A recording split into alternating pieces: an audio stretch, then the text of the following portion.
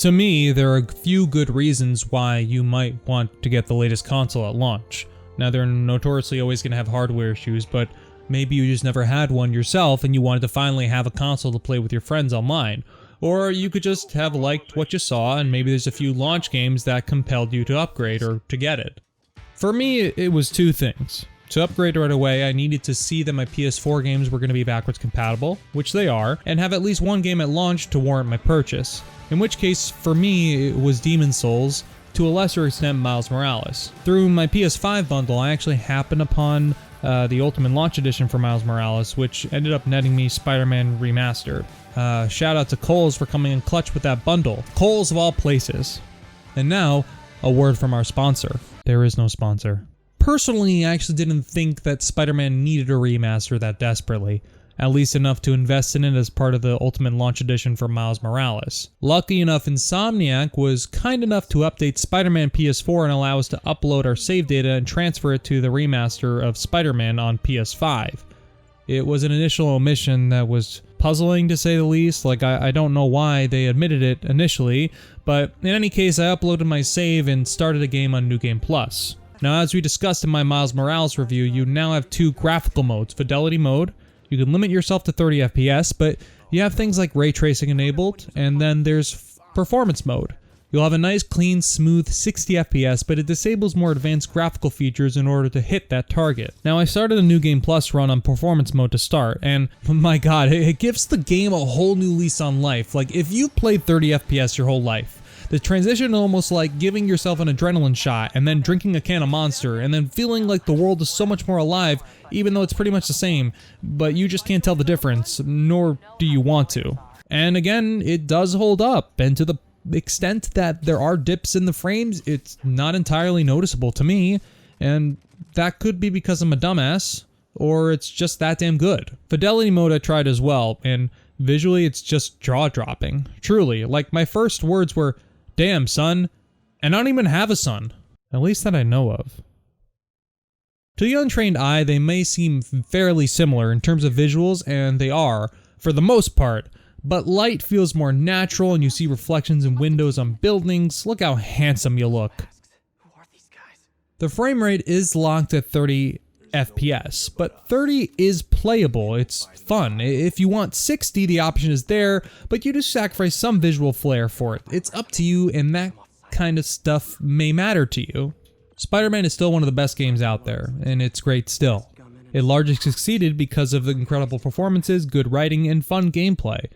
Though it still is just a run-of-the-mill open-world game at the end of the day, it just happens to excel above the rest because it's so well made and fun to play. And now, before we finish this up, I just want to say that much has been made of the fact that they changed the face model for Peter Parker in Spider-Man Remastered. It did cause quite a stir online, if you follow anything online, which I don't necessarily recommend because then your heart hurts because you have anxiety from it. Don't do that. I'll just jump into the discussion because why not, and briefly tell you that it might be a little jarring at first if you're used to the other face, but once you get used to it, it's in the context of the cutscenes, it actually isn't that bad. He does look a bit younger and maybe perhaps a little more boyish, but it's not inherently a bad thing. It works. And to be honest, he wears a mask for about 80% of the game, so a lot of the time you don't even know if they changed his model. If you played this game on PS4, I get where you're coming from, but it's honestly not that big of a deal for me. Now, I actually started this playthrough with the express purpose of seeing more cutscenes with the new face to see if it remained weird and jarring throughout, and it doesn't. It's just a face. I guess the counterpoint someone could make is, Ryan, you have a face, and you can't get a new face model, so how can we take you seriously? You're right, I don't really have any credibility there. Anyway, the point is that, to put it bluntly, my purpose for making this video is to give you not a review of Spider-Man or Spider-Man Remastered, but just to give you my initial thoughts and impressions. Spider-Man Remastered doesn't offer up much that is new to the original game beyond graphical upgrades and performance upgrades, making it hard to recommend to people who have already played it. And that's not a knock against the remaster, as if to say, screw this, it shouldn't exist. If you haven't gotten to play Spider-Man yet, this definitely is the best version of it, and at only $20 more for the bundle with Miles Morales, It's a no-brainer. Number one, you do not want to be late with a shipment. Ever. Sleep it off. He does not like screw. This guy. He just... Got eyes on Spider-Man. Keep him on the ground. Some respect. Now, it may not offer much in the way of anything new for past players, but it doesn't need to for you to enjoy it, or it doesn't need to for you or me. It just needs to offer a good reason for new players to check it out. Or maybe you are an old player and you just want the best of the best. Playing one of last gen's greatest games with new bells and whistles and tech is fun, and ultimately it still holds up. Even if the game didn't necessitate, words are really hard for me sometimes, so sometimes I say words and they just come out differently than they would if I said them correctly. It's generally why words are hard. But my point is that the game is great and it still holds up, even if it didn't necessitate a remaster. See, I knew I would get it. This was a bit of a shorter video, but I feel like a lot of people are discussing Miles Morales at least a little bit more than the remaster of Spider-Man, for good reason. I mean, it is brand new content, but I wanted to talk about the first title and let anyone who's getting a PS5 and looking for games for it know that if you haven't played the 2018 Spider-Man game yet, now is the time, and it's the perfect time to jump in. Playing in 4K with the enhanced visuals of the remaster, or just being able to play in 60 FPS make the remaster tons of fun, and it makes one of the best games of 2018 shine just a little bit brighter.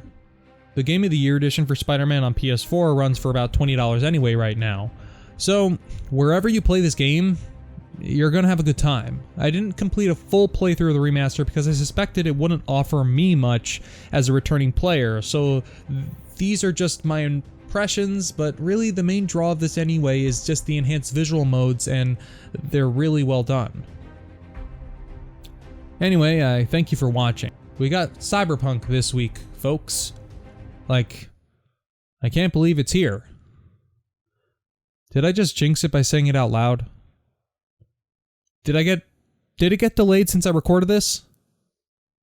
God, I hope not. Anyway, thanks for watching. I hope you'll like or dislike the video. I thrive on hate. Or just comment and let me know your thoughts below. This is Ryan. I love you. Maybe?